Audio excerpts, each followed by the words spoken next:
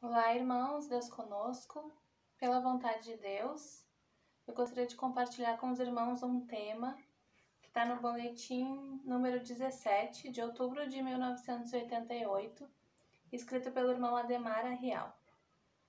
O título do tema é Uma Nova Civilização. Tempos difíceis vive a humanidade, mesmo buscando novas alternativas pelo desenvolvimento da ciência.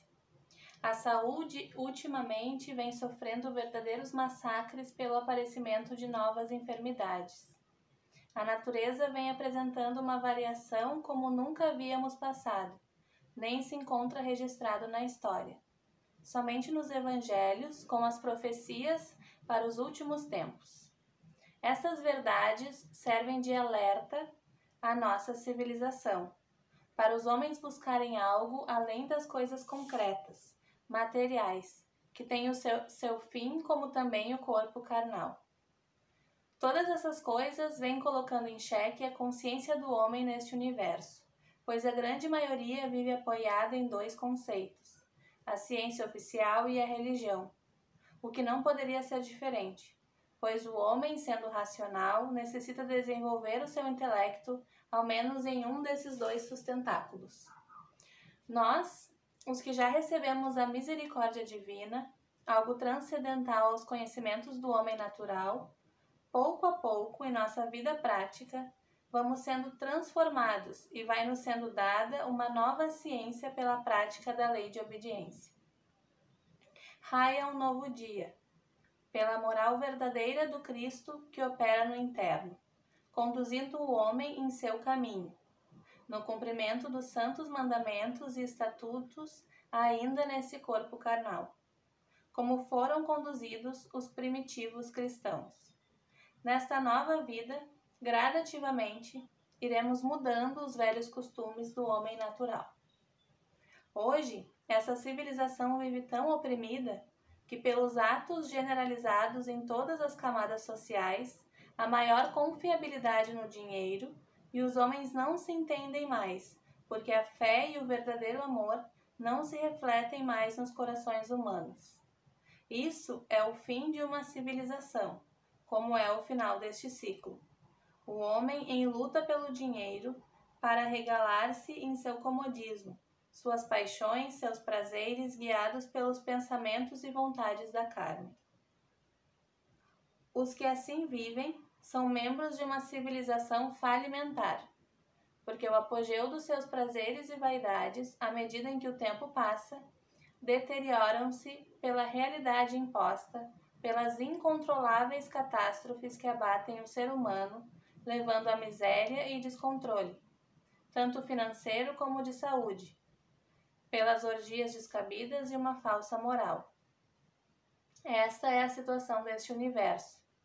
Mas, felizmente, para o que estamos sendo chamados a um novo caminho, pela misericórdia de Deus, recebemos como uma bússola a obra de nosso Mestre, as duas grandes leis espirituais, onde o Espírito Santo nos traz a santa doutrina de nosso Senhor Jesus Cristo, a Boa Nova, onde encontramos a grande profecia para o final do ciclo.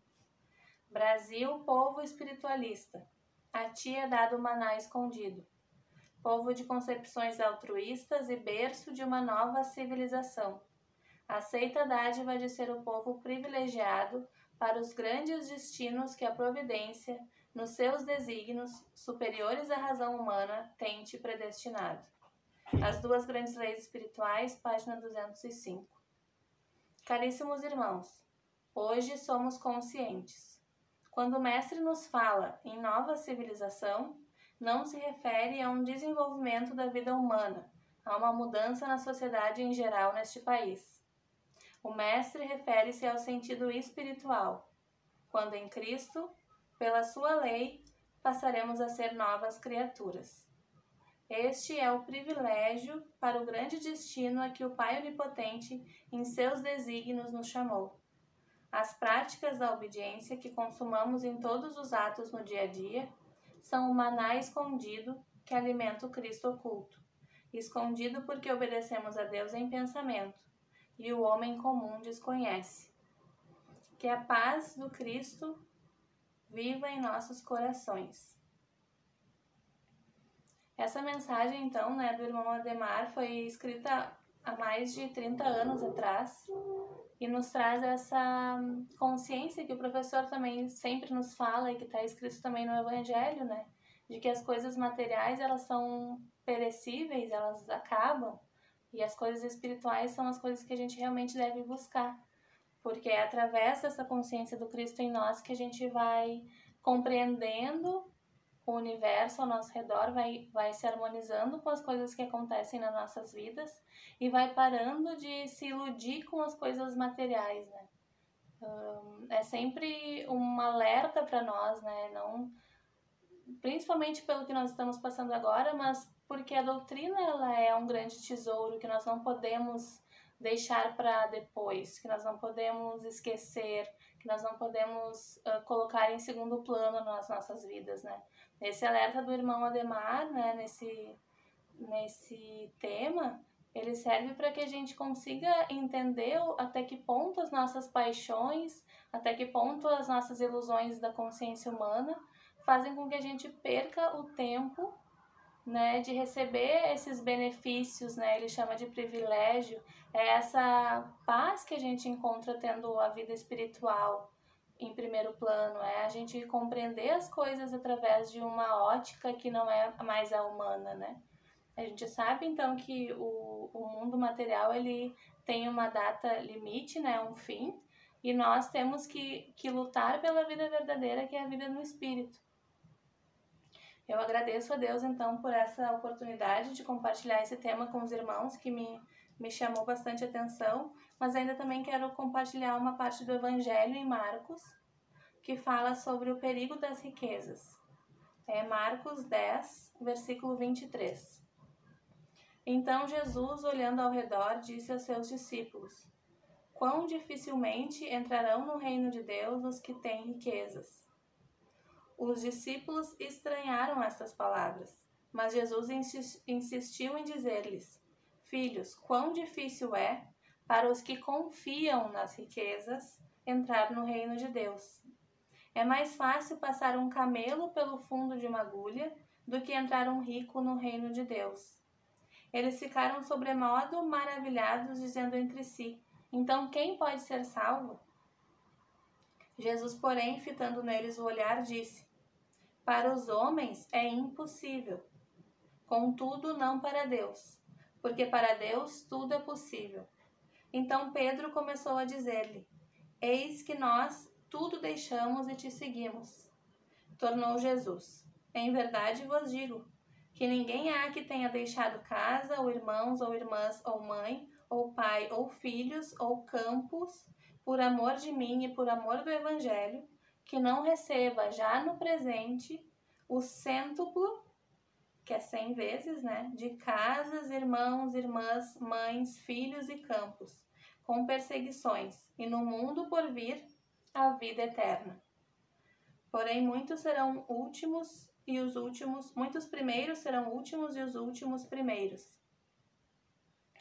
E aí esse trecho também fala, né, eu acho interessante que ele fala para os que confiam nas riquezas, né. Então não está no sentido da gente não poder ter riquezas, mas sim da gente não confiar que elas vão nos trazer felicidade, da gente não confiar que elas vão ser a solução dos nossos problemas. Porque o que está escrito aqui é justamente isso, né? Que a gente precisa renovar nossa mente e entender que para Deus essa mudança vai ser possível. Se a gente como homem ficar tentando fazer as coisas, né? E usando a nossa consciência material, as coisas ficam impossíveis, a gente percebe que a gente é fraco e que as coisas são difíceis. Mas quando a gente muda de consciência e entende que é o Cristo em nós, para Deus não existe nada impossível, a gente começa então a esse novo amanhecer, né? Essa nova aurora que o professor nos fala, né? É uma nova vida mesmo, é a vida do Espírito, onde nós não trabalhamos, mas o Cristo em nós faz as coisas, né? E aí o nosso fardo fica mais leve. Pela vontade de Deus, então, eu agradeço e eu mando um grande abraço em Cristo a todos os irmãos. Deus conosco.